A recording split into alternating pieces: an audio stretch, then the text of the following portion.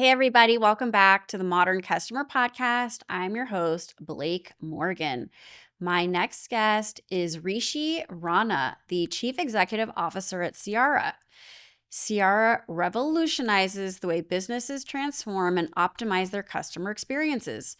Ciara's AI-based CX transformation platform empowers enterprises to deliver flawless interactions across voice, video, digital, and chatbot experiences. With Ciara, businesses improve customer journeys through continuous innovation while reducing cost and minimizing risk. With a 96% customer retention rate and world-class Net Promoter Score, today's leading global brands trust Ciara every day to deliver customer smiles at scale. Today's episode is sponsored by Ciara. Our guest, Rishi, brings over 25 years of experience in scaling businesses towards success, driving innovation, and achieving operational excellence. He has a proven track record of successfully integrating acquisitions by crafting and executing visionary strategies that harness capabilities and maximize efficiencies to drive bookings, revenue, margin growth, and operational excellence. Prior to Ciara, Rishi was the executive vice president at Power School, where he led the strategy and growth of 3 separate business units. In that capacity, he played a pivotal role in expanding the overall business, growing revenue both organically and through multiple acquisitions, ultimately achieving a record high market valuation. In his free time, Rishi is an avid hiker and runner. He's been practicing meditation for several years. When not traveling, he spends time with his wife and 2 children at home in Texas. Today, we are talking about what Chief Experience Officers should be thinking about for the next 3 to 6 months to stay competitive and resilient. We're talking about how customer experience is often shaped behind the scenes and how to get CX right at scale. We're talking about AI, and we're talking about navigating times of uncertainty. Please enjoy this special episode with Rishi Rana. Rishi, welcome to the Modern Customer Podcast. Where are you calling in from in the world today? I'm in Austin, Texas, with 100 degrees or more heat right now. Oh no. Yes, that I love Texas, but those morning and the evening heat is not always fun. How do you beat the heat? What do you do? I don't beat the heat actually. So I take my time when the sun is down to go for a run. That's my biggest hobby, continuing to run either early mornings or late evenings. Yeah, Austin is such a great place to run. Along the river is so nice. I've recently done that myself. Is that one of your paths? One of the paths, it's a little far away from where I live, but yeah, I think I have trails where I live. So going up and down the mountains and the trails is my sort of time where I spend most. Increasingly, as I do these interviews and I interview CEOs and people like you, they all mention the need to find time for themselves to just kind of zone out. And I read that you do meditation, so I think it's great and very apropos as we talk more about leadership. But before we dive in to our conversation, let's get to know you a little bit better. You have a long career in tech. Can you give us some of the highlights of your career and how you came to be CEO of Ciara? Sure. Yeah, I think in a nutshell, my career is over 25, 26 years. Half of it comes out of Microsoft. That's where I started off. I had a small role prior to that at a company called Micrographics, where I started, but post that it's all Microsoft. Uh, After I left, when with Microsoft, it was more in starting off with engineering and then product and other places. Moved out of Microsoft and have been running businesses for from a private equity perspective. I took the chance the first time not knowing anything about it, but I've enjoyed my journey since then. This is my 4th run in running a business from a private equity led perspective, uh, and uh, and really intrigued. Was happy to jump on from a CRS perspective. Look, I think as being whether it's engineering, whether it's product management, I've been solving problems from a customer perspective, customer experience perspective, and I couldn't have found a better uh, place from Ciara where we are solving what is customer experience across the globe, and we have the who's who, the Fortune 1000 companies that we are working with. So it's been an exciting ride for the last 2 years.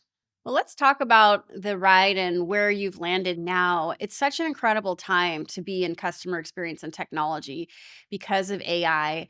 From your perspective, what are some of the biggest shifts that you're seeing in CX right now? Oh yeah, thanks for that question. I mean, look, I think I'd break it down into a couple of shifts that I'm seeing and we are seeing today in CX. I think the rise of AI agents, should I say the AI anxiety? AI is everywhere, but the biggest shift isn't just the AI itself; it's the move from a scripted, dynamic, agentic experiences. Customers now interact and want to interact at all scales, multimodal or omni-channel. Uh, with AI directly, and they expect it to just work, not that I have to wait in the line for 30 minutes. The flip side, well, obviously, the enterprises are struggling to ensure trust and compliance and performance are also keeping up with that expectations. So should I say that that AI part of it, where customers, I believe, interacting with Alexas and Series of the world, are ahead of the times and where the enterprises are moving to catch up, which creates a massive, I would say, an assurance gap. The second piece is certainly that whole journey experience and not just touch points.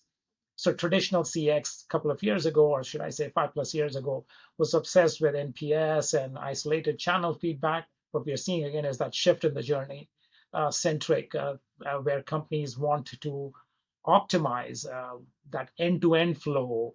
Whether I'm coming in from a chatbot or I'm picking up the phone or I'm coming from my iPad, that's where it's that AI-led journey studios that needs to be built in order for looking at it holistically. And last but not the least, look, I think I do see CX in all the boardroom conversations.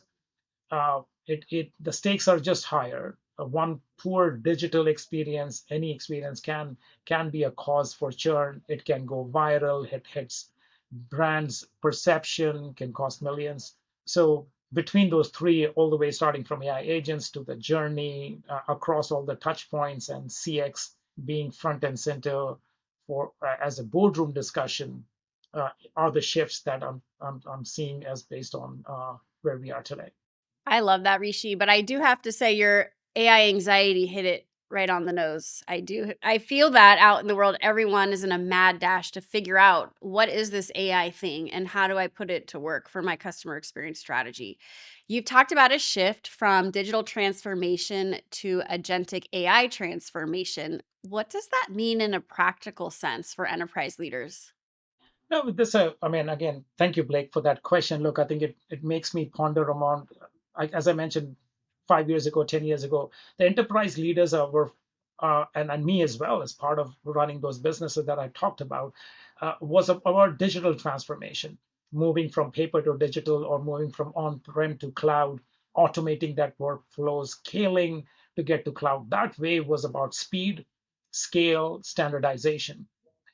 What we are seeing today is that shift, a shift that is from an automation of tasks to orchestration of that intelligence. Now, that's the agentic AI transformation. My simple prediction in the next 10 years, the board discussions in the last 10 years was all about digital transformation. The next 10 years are all going to be about agentic transformation. And in that practical terms, it means that leaders are no longer just implementing software, they're deploying autonomous agents that can reason, learn, take action, and even interact with customers in real time. Even hearing you say that, it sounds risky that they're autonomous, that you're going to have to really trust these agents, that they're going to handle your customers carefully. Let's talk about some of the hidden risks with Gen AI and conversational AI and customer experience. How can companies mitigate these risks without slowing down innovation? True. I think you rightly point out. Look, I think there are multiple risks, not just one, and we all have to be understanding that and making sure that there are proper guardrails. So one of the biggest hidden risks in generative AI and conversational AI is hallucination. When AI responds confidently with incorrect and misleading information, others that are there from an autonomous decision making that you pointed out, Blake, is making at that scale those new risks, bias and regulatory gaps, fines, and the brand damage. There are multiple examples that are there across the globe. So those AI models, should I say, unintentionally reflect or amplify certain prejudices, damaging customer equity. Uh, there's a lack of traceability at times, making those systems can't show why, what happened, and that erodes what is trust. To mitigate that, I mean, again, and that's what I feel is the problem, as you were talking about. Now, what do we do to mitigate it? But I think mitigate is without slowing down innovation. Smart companies will be built on from an AI trust perspective. You have the guardrails, you have transparency, real-time validation, human in the loop systems, those hybrid customer experiences where you go from your chatbot or voice bot to the human agent as well. Innovation does not mean that one has to be reckless. Look, we all as humans have innovated for the last 20 years where we are today, and we're going to continue to innovate with the right architecture so one can move and still be held accountable. Uh, from Sierra's perspective, I think that's where we are maniacally focused. I'm maniacally focused, is that assurance layer that will come on the top. So as enterprises move towards that, we're saying by testing and monitoring and validating those experiences, we are providing that governance so that there is a safety net provided. Again, empowering enterprises to move towards with safety with AI, again, delivering that real time testing, monitoring, governance, optimization that is required. So I'm a big proponent of that, but I'm also a proponent of making sure that one has to have the guardrails and transparency built into the systems in order to deploy generative AI.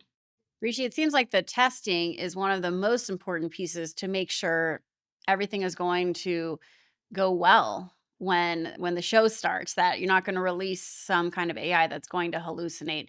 How do you balance rapid innovation with the need for governance, compliance, and customer protection? Yeah, I mean, yeah, I think balancing innovation, look, with governance is isn't it? I see. I think it's not one or the other. It's about designing both in terms of from day one. The fastest companies are not going to be reckless. They have built trusted systems that scale. That means embedding compliance, ethical guardrails, and customer protection into the architecture, not bolting on to it later or not thinking about it later. Uh, I would say think about a high-speed train as an example and an analogy, rather, where you need speed. You also need brakes. You also need signals. You also need to stay on those tracks, those guardrails that I'm talking about, because without them, speed is a risk. So if you're just moving fast on that high-speed train, so I would say, and all the leaders that I talk to in the industry, our customers, our partners, and also a lot of my friends who are running our CEOs for different other companies, the best leaders are moving fast but moving responsibly. So that's where I feel the need for from a platform where there is assurance provided, there is testing, as you mentioned, that is going to be very critical. But there is continuous testing and monitoring to bring that transparency, explainability, building those safeguards that are required as opposed to jumping into that. Some other thoughts that come to my mind are obviously are there are some good uh, thumb rules as well. A lot of solutions I see out there are providing zero effort promises, out of box agents that can keep running on day one. There is real autonomy without oversight. So there are certain promises from other vendors, and we have to be very careful as leaders while we want to move fast, but responsibly so that we don't end up in a brand issue or otherwise. My husband recently asked me to watch Mission Impossible with him, and it reminds me of Tom Cruise. I think the most recent one, where he's just like constantly dangling off this high speed train that's going to nowhere. So, you don't want your brand to be like Mission Impossible with Tom Cruise. You want it to be on the tracks, like you said. Um, Rishi, how can AI and automation be used not just for efficiency, but to build trust and loyalty with customers? Yeah, look, I think the Tom Cruise example is pretty good. Look, you don't want to go with that speed, but you want to look like Tom Cruise, maybe. So, or your products and your solutions learn to be as Tom Cruise is. So, I think looking at from that angle, look, AI and automation isn't about just cutting costs. They're about these powerful tools built trust at scale. When used right, they make experiences faster, more consistent, and more personalized. But everybody wants a personalized CX experience, and that's where the world is shifting towards. But the real shift is when that AI is transparent, again, empathetic, and accountable. Trust, when built with customers, feel understood and controlled. So the goal isn't about efficiency or cutting costs. It's about designing AI that listens, learns, and respect those customers. Whether we think about every company out there wants a higher first contact resolution, or faster, more accurate responsiveness, or responses that are coming in even from your voice bots and chatbots. So leading to those interactions are going to be critical. Again, consistency across all the channels, no matter where I'm coming from, whether I'm picking up my phone, whether I'm going on the app, whether I'm going in through the chatbot that is on the web, etc. So that transparency, compliant interactions, no matter where you come from, is going to be critical. Uh, Without looking at it from a cost cutting only initiative, but the efficiency, I'm sure, Blake, you have experienced it. I've experienced it a lot of times. Whether we're trying to change a flight or we're trying to do anything else, we're put on that hold for 30 minutes and or saying that, hey, we'll call you back in 45 minutes. And I really don't even have 45 minutes to express what I need help with. And that's where I'm talking about from in problem solving, efficiency, consistency. No matter which channel you come from, you're able to resolve that efficiently for the end customer. Yeah, long wait times, to me, this is just the low point of customer experience when companies leave their customers on hold on the phone. Like, aren't we beyond that?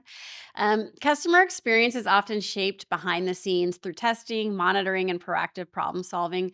What does it take, Rishi, to get that right at scale? Yeah, no, I think look, customer experience. You defined it very well. Great customer experience doesn't start at the front end. It's engineered behind the scenes, uh, at scale. It is that continuous testing, real time monitoring, and proactive detection of issues before the customers feel them. I, as a customer to any of the vendors, I would love for that to be there and personalized at scale. So it's not just about fixing what's broken, but it's about designing and anticipating what to adapt.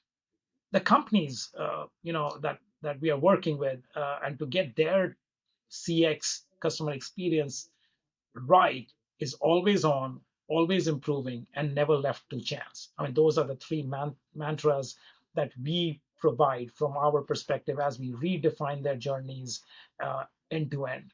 Look, delivering great CX starts behind the scenes. We have to think like customers, but test like engineers. And that's where, again, Ciara comes in, that will help you define the journey, but help you test it like an engineer, simulating those real across voice, digital, the emerging AI channels. Uh, it's not just one and done effort either, because that's continuous. Everything is going to continuously change. And are you on top of it real time? uh, there's certainly, I advise to a lot of people, there's outside in visibility. Heck, as we are running Ciara, there's a lot of outside in visibility I need, uh, in addition to talking to customers. Otherwise, we're sort of based on our assumptions, we are moving forward.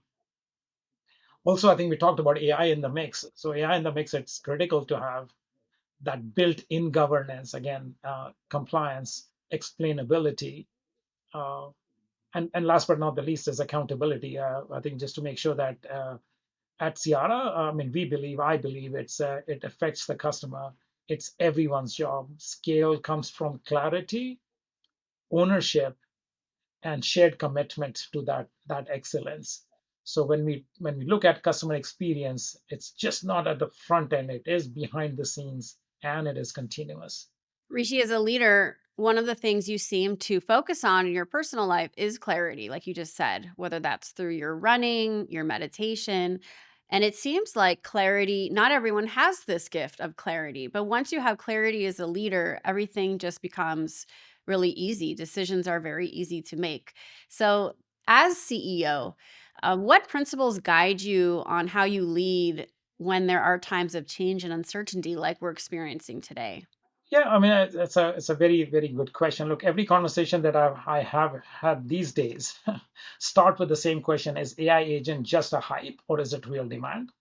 Most recently, I think in speaking with a lot and Blake, uh, folks who have interviewed me like you, this question is the top of the mind. And let me try to move all of us past this noise. I mean, the truth is demand is real, but we are in very early innings. This is back to the internet of the mid 90s. Everyone knew it was going to change everything, but most companies struggled with where to start. And we are at that exact moment. And that's what I would say. So the education phase is right now, executives are struggling with fundamental questions of what, why, and how. Now, the what part of the conversation happens in every boardroom. Companies are see the potential of to deploy those AI agents across, whether it's operations, finance, HR, and certainly customer experience everywhere. But the smart leaders know you can't just boil the ocean to drink that glass of water. That's focused on ROI and measurable impact. Then comes in the what part of it. So if you have defined that, then comes in what is the why part of it. The why is clearer than ever. Boards are now, as I see, asking tough questions. CEOs who ignore this transformation are risking that irrelevance. The pressure is real, and the budgets should be allocated if they are not by now. So what you've got the why, and then comes the how part of it. How are you going to go about it? And that's the biggest challenge, I believe, with so many vendors out there claiming to have that solution. Enterprises are drowning in those options. That's why we have so many proof of concepts right now. Companies are testing, learning. Based on what I know, look, I think once organizations crack the code on prioritization and implementations, this demand is going to continue to explode. I'm thinking it is 10x growth from where we are today. The companies that figure it out first are the ones that are going to go beyond the hype and focus on that real business outcomes. And that's where I think from a Ciara perspective, I'm focused. We are focused towards it from that execution clarity, that shared accountability, but making sure that we are providing that to our customers. Rishi, let's hear one lesson that you've learned recently that's changed how you think about customer experience or technology leadership. Look, I think failures have taught me a lot of things in life. One lesson that comes to my mind: speed alone isn't enough. Clarity is just as critical. uh, I also feel when we fail, those cracks in our strategy is exposed, and that's critical. So in CX and tech leadership, we often push for moving fast.